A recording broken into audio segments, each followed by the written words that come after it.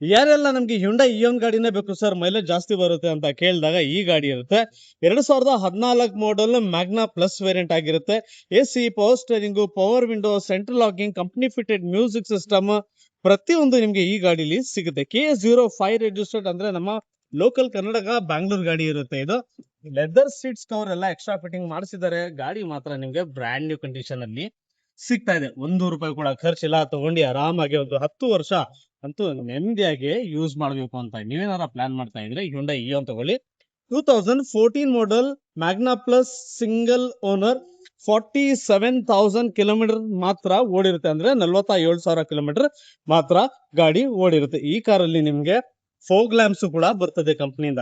ಈ ಗಾಡಿ asking price 2,85,000 negotiable ಆಗುತ್ತೆ. 2 lakhs ಲೋನ್ ಆಗುತ್ತೆ. ಬರೀ 85,000 ಡೌನ್ ಪೇಮೆಂಟ್ ಕಟ್ರೆ ಆರಾಮಾಗಿ ನಿಮ್ಗೆ ಈ ಗಾಡಿ ಸಿಗುತ್ತೆ.